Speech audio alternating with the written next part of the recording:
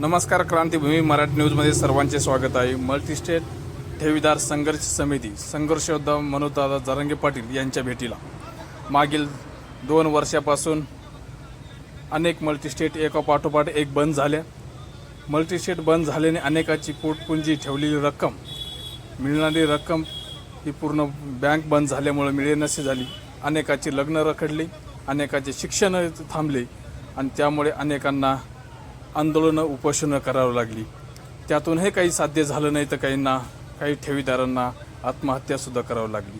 2 वर्षाच्या प्रदीर्घ काळानंतर आज ठेवीदार संघर्ष समिती संघर्ष योद्धा मनोजदादा जरांगे पाटील यांच्या भेटीला गेलेली।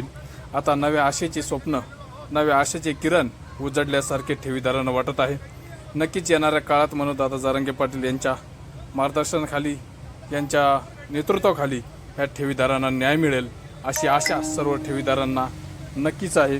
आणि आपल्या जे स्वप्न आपण जे पाहिलेले आहे ते स्वप्न या रक्कम मिळाल्यानंतर नक्कीच हे साकार होतील, यात काही तीळ मात्रही शंका नाही। क्रांतीभूमी मराठी न्यूज, अंबड, जालना।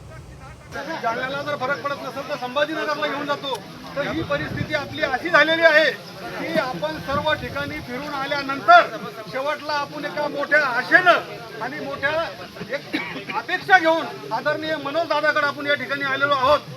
ही जी संपूर्ण महाराष्ट्रातल्या ठेवीदारांची जी दयनीय अवस्था झालेली आहे, या ठिकाणी मी आवर्जून दादांना एक आठवण करून देऊ इच्छितो की दादा, हा जो प्रकार घडलेला आहे हा शासनाने केलेला हा जो सर्वसामान्य लोकांचा हा बळी आहे, ही शासनाची चूक आहे।